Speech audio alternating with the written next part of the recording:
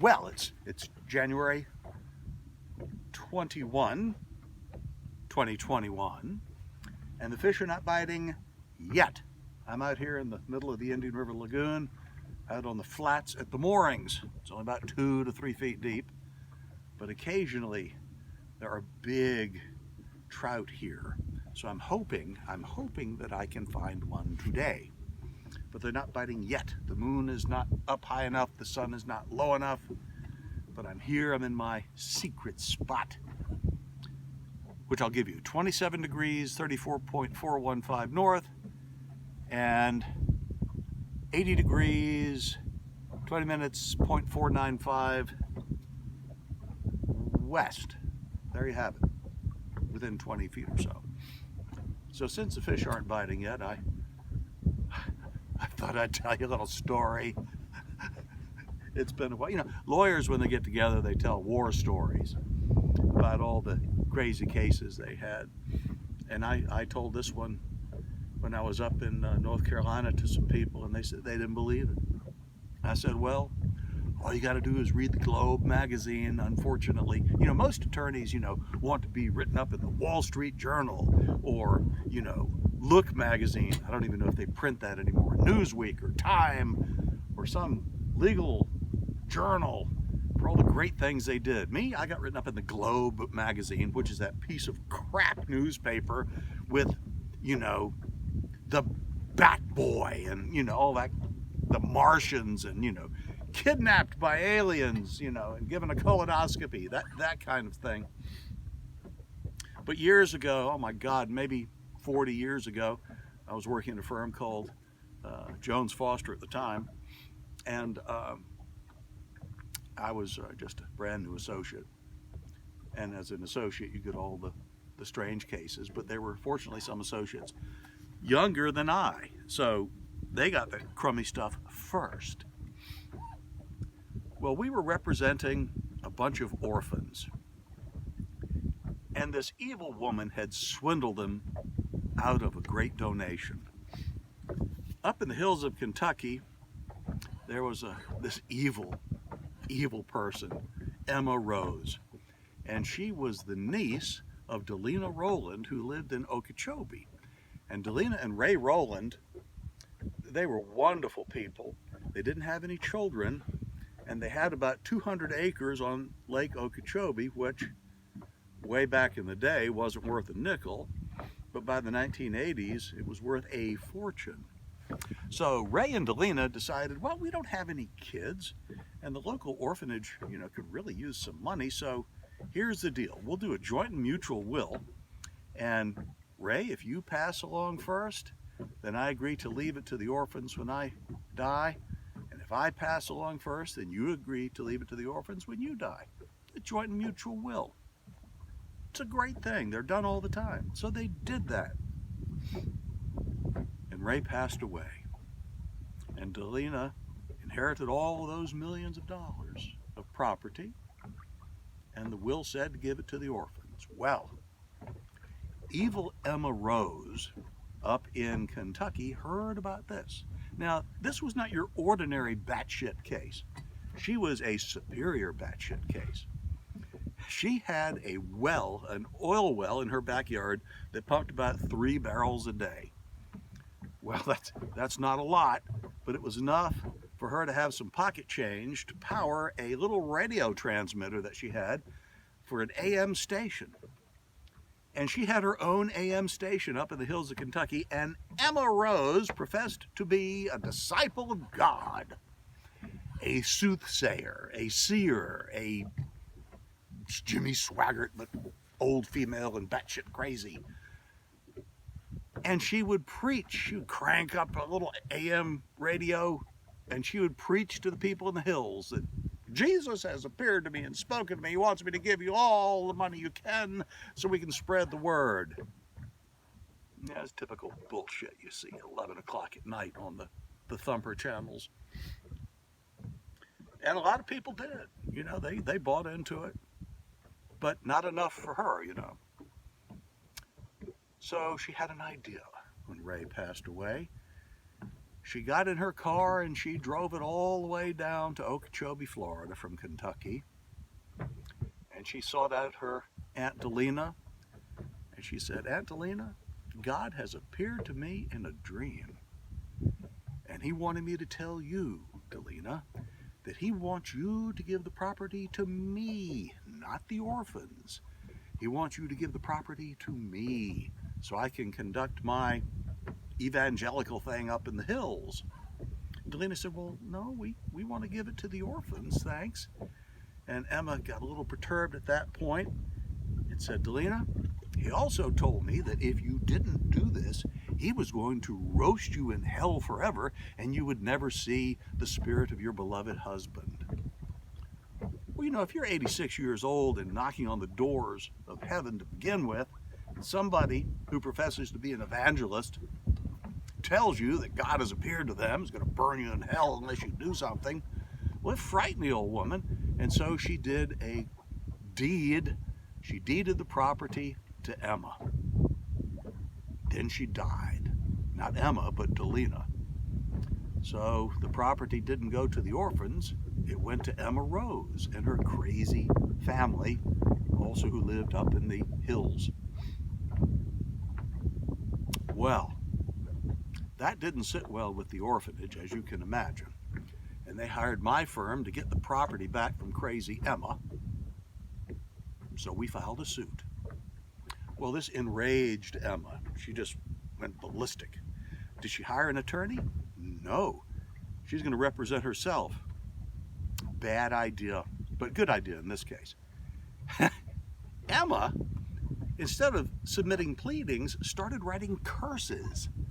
I curse the Jones, Foster, Moss, Henderson firm. I curse them. I bring hellfire and damnation upon them. They're going to die for opposing the word of God. They have the audacity to go against me, Emma Rose, a disciple of God, who really ought to have the property. Of course, Emma wanted the millions. Well, they gave the case to Joe Burns of my firm to defend. See, she started writing curses against Joe and filing them with the court. Of course, the clerk receives it. You know, the clerk has to file it. You know, it's from a litigant.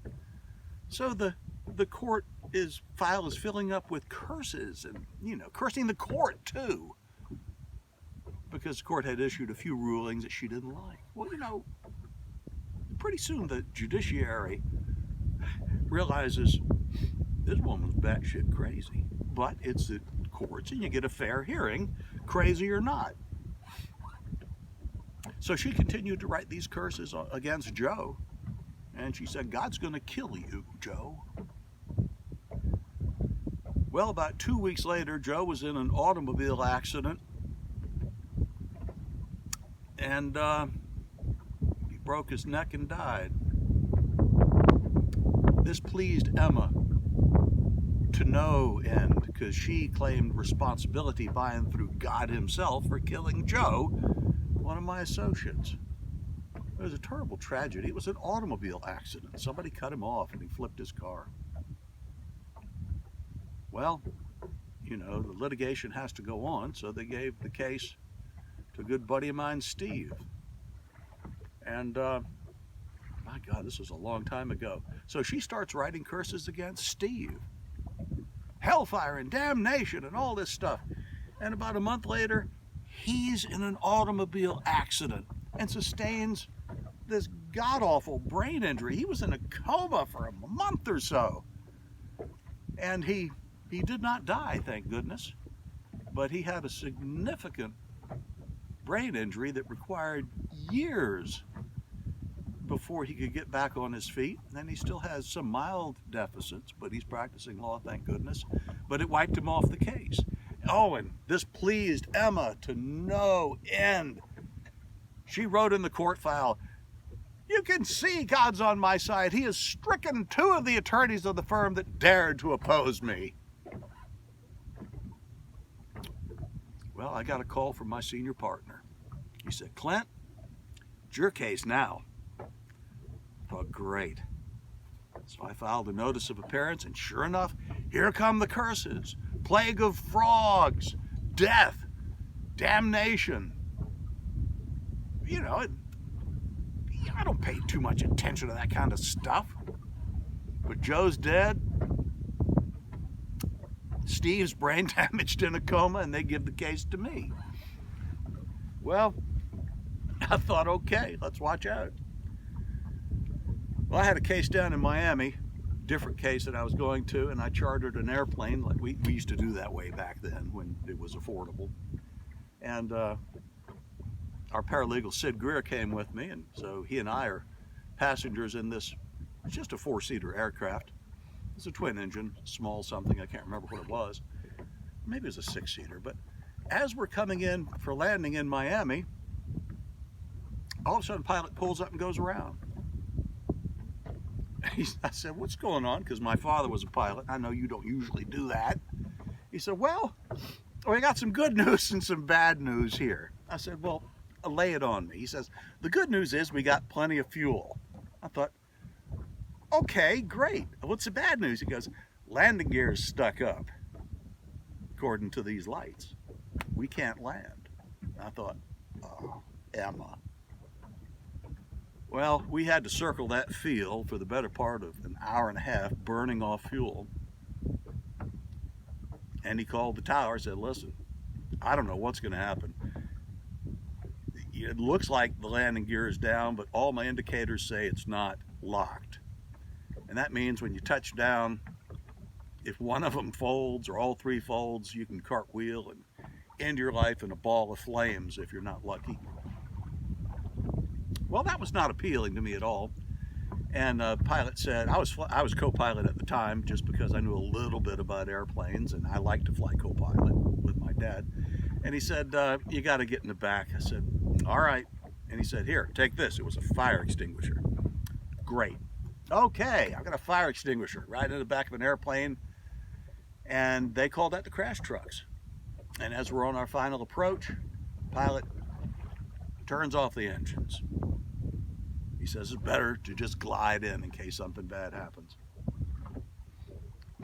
Well, as we pass the end of the runway, on either side are these big fire trucks that are already up to speed, so they can match our speed as we're coming down the runway.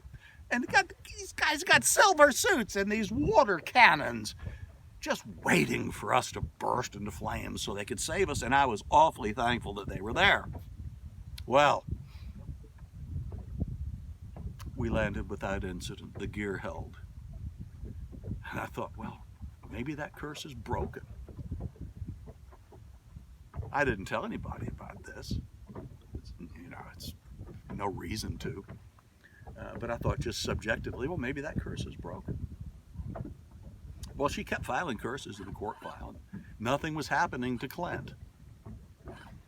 I get a call one night from the judge on the case. And I won't name him, of course, because, you don't usually get calls at 10 p.m. from judges. And he said, Clint. I said, yes, Judge. He said, you're still on the Emma Rose case. I said, yes, sir. He said, do you believe in demonics? I said, all right, it's 10 o'clock. Judge is calling me on the case and asked me if I believe in demonics. I said, no, Judge, I do not believe in demonics. He said, well, then you have nothing to worry about. He says, I've read all those curses in the file, but unless you practice demonics, you are immune from them. I thought, that's great. What? I knew Joe Burns and Steve, and neither of them practiced demonics, but one's dead, one's brain damaged. I said, okay, Judge, well, thanks. So the case goes on. But okay, well, we're getting some hearings now. We're going to get the property back. I get a call from the FBI. They always seem to call at night. Judge called at 10 p.m. I get a call at 10 p.m. This is FBI. I said, oh, great. Thought it was going to be a car warranty call. I said, why are you calling me? He goes, well, there's good news and there's bad news. I thought, great. Where have I heard that before? What's the good news? Well, the good news is we think we've apprehended the hitman. I said, the hitman? He goes, Yes, Emma Rose and her son Billy hired a hitman to come down to kill you and another attorney on the case and the judge. And fortunately, when he went to hire a hitman, when Billy Rose went to hire the hitman, it was one of our informants. And we got it all on videotape. I said, send me a copy, would you? And they did. I said, well, what's the bad news? He goes, well, we don't know if he hired anybody else, so we want you to change your routine for a while. And your appearance if you can. I said, great. Well, brother, I got a haircut. I got rid of that mustache. And I changed my routine. And I was always looking over my shoulder. But if it's a good hitman, you'll never see them coming. But he never came. And the FBI sent me the videotape, and it was Billy Rose talking to the purported hitman, who was really an informant, saying, I want you to kill Betty. She was one of the people on the case. I want you to really fuck her up. I want you to use a shotgun. Also on the judge and that damn Lanier. And you know, when you hear this, it's a little chilling. You know, I mean, not many people have heard a contract to murder directed at them. So we took that videotape and we filed it with the court. And we filed a motion for sanctions saying, Judge, it's just not fair to try and win a case by contracting to murder your opponent. And the judge said, you're right. Bam! Judgment for the orphans. And they appealed that case all the way to the Supreme Court. Lost at every turn.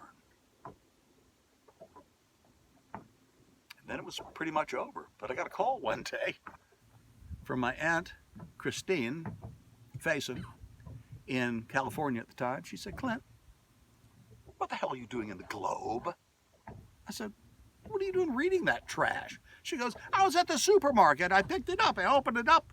And there's this picture of this batshit crazy woman with lightning bolts coming out of her fingers. And it was attorney's fear of death curses. And Emma Rose had contacted the Globe magazine, which is probably the only one that would write up a damn story to begin with.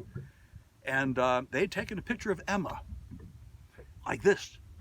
And they drew lightning bolts from her fingertips. And they did this god-awful article about how the attorneys were just petrified of her and her curses.